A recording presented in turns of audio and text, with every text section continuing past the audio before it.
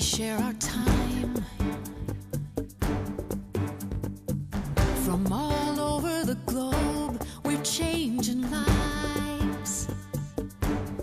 We put smiles back on the faces of friends, strangers, and neighbors who might need a hand.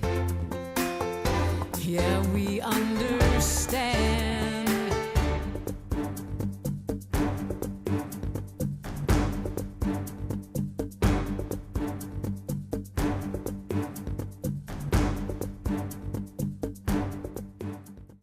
October 8, 1917. The first convention of the International Association of Lions Clubs opened in Dallas, Texas, in the Adolphus Hotel. Dr. William Woods was elected president, Melvin Jones was named secretary-treasurer, and authorized to establish a headquarters in Chicago. At the end of the Dallas convention, the new International Association of Lions Clubs had 800 members and $72 in the bank. November 1918, the first edition of the Lions Club magazine was published. It contained a copy of the Lions Code of Ethics, which required a lion to aid my fellow man by giving my sympathy to those in distress, my aid to the weak, and my substance to the needy. From the beginning, lions addressed needs in their own communities, but soon they were inspired to reach beyond their own backyards. Lions in Houston raised money for Belgian orphans in 1919, and Lions in New Jersey shipped food to starving Armenians in the early 1920s.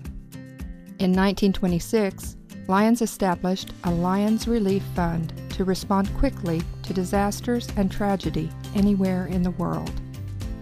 The Quindio Lions Club used the fund to aid people in China when the Yangtze River flooded in the 1930s.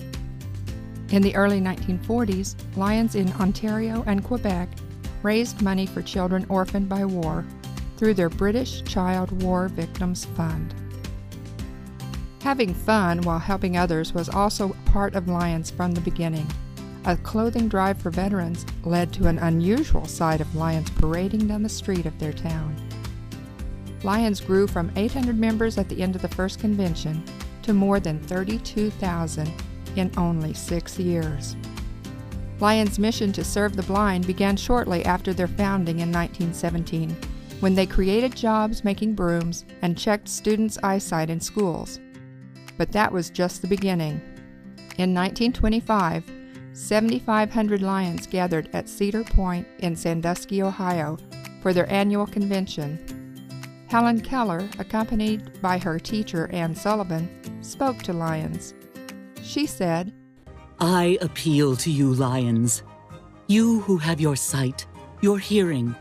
You who are strong and brave and kind. Will you not constitute yourselves knights of the blind?" This became a rallying cry and energized Lions to do more on behalf of people who were blind and visually impaired. Lions responded as individuals, as clubs, in partnerships, and as an international organization. Some of these early projects continue to change lives today. Houston Lion J.W. James, who owned a furniture business, was inspired to start employing women who were blind to make lampshades. Later, his club helped others earn a living sewing a variety of items. In Illinois, the Peoria Lions Club president noticed his friend, a blind newspaper stand operator, struggled across the street as he held his black cane. He thought that white canes with a red tip would be easier for drivers to see. His Lions Club convinced the city council to pass the first white cane law in 1930, giving blind pedestrians the right-of-way. The Boston and Manchester Lions Club partnered with Perkins Institute for the Blind to start Camp Allen in 1931. Named for Lion Edgar Allen, the director at Perkins, it was the first camp to provide outdoor recreation for girls who were blind. It led to Lions establishing similar camps throughout the world, such as Lions Camp Horizon in Blaine, Washington. In Michigan, the Detroit Uptown Lions launched a guide dog program in 1939 to help one of their own. When Glenn Wheeler couldn't get into a program, his fellow Lions created one with just $400 and a hatful of ideas. Known as Leader Dogs for the Blind, this program has helped thousands gain newfound freedom. Internationally, Lions have supported and started many other guide dog programs.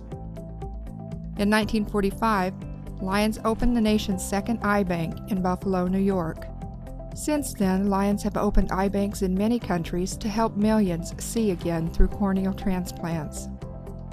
A division of Sight Life, our Northwest Lions Foundation, founded in 1969, has dedicated more than 45 years to serving communities in Washington State and across northern Idaho in order to restore sight and hearing to those in need. The Lions Health Screening Unit and mini units provide health screenings at no cost to school children and community members to assist in the early detection of health problems that could potentially result in the loss of vision or hearing if left untreated. Lions have collected, sorted, and distributed millions of eyeglasses to people around the world through the Lions Eyeglass Recycling Program and recycling centers, such as our Northwest Lions Eyeglass Recycling Center. Lions have also partnered with CARE, the Committee for American Relief Everywhere. Clubs in the U.S. and Canada have raised millions of dollars for hungry, homeless, and displaced people. Through our Multiple District 19, our District F Lions have helped provide clean water, education, and other assistance to needy people around the world.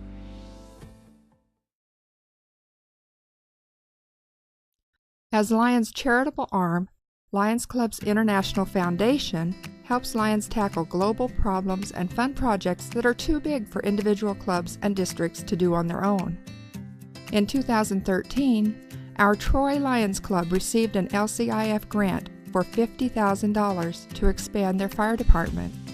LCIF awarded the first grant in 1972 when the Black Hills flood devastated Rapid City, South Dakota, and in the last decade alone has provided nearly $100 million for disaster relief. In 1989, Lions hosted a sight symposium where experts warned that the number of blind could double by 2020. Lions' response? Sight First. In the first 15 years, Sight First prevented blindness in 30 million people and restored vision to 4.6 million people at the cost of little more than $6 per person. Sight First has built, expanded, and modernized eye care facilities and trained thousands of eye care professionals to protect sight for generations to come. Partnerships with Special Olympics, Johnson & Johnson Vision Care Companies, the Bill and Melinda Gates Foundation, Gavi, and others have helped and continue to help LCI increase its reach and stretch its dollars. Establishing the Melvin Jones Fellows program was key to the Foundation's growth. Many Lions became progressive Melvin Jones Fellows. Recent expansions to the Melvin Jones Fellows program are sure to help the Foundation do even more for those in need for generations to come. Though much has been accomplished, the Lions remain steadfast in their commitment to serve as Knights of the Blind. They are determined that everyone have a chance to live life to the fullest. Just as Lions have responded to local and global needs for generations since 1917, Lions continue to grow and meet the changing needs of their communities and the world as they move forward into their second century of service. Our local Lions have a long history of caring for their communities and contributing to area, regional, and global needs. Whether through direct support, donations through LCIF and the Melvin Jones Fellowship, or through our regional foundations and charitable organizations, local Lions are generous and giving.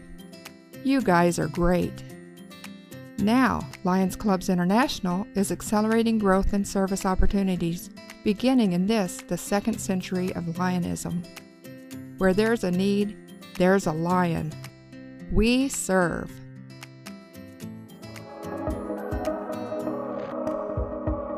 These are the faces of hunger, of blindness, of pediatric cancer, of a deteriorating environment, of diabetes. In every country and culture, no one is immune from the challenges of our changing world. But there is hope. What if there was one international organization that could help address these challenges? There is Lions Clubs International. Lions have responded to local and global needs for 100 years.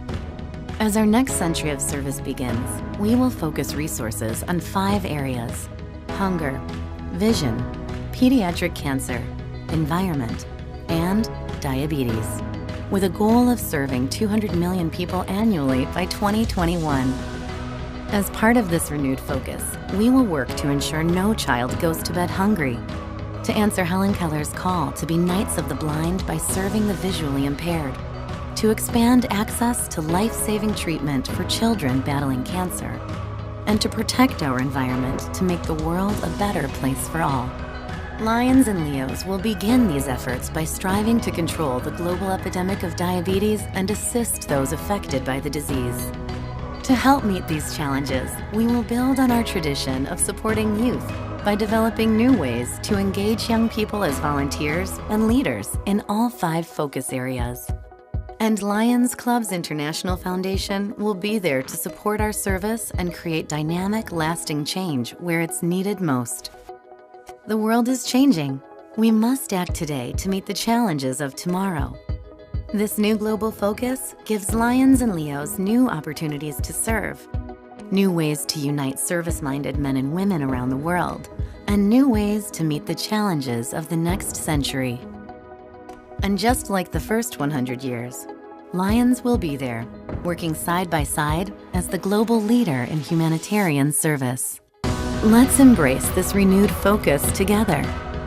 The world is depending on us.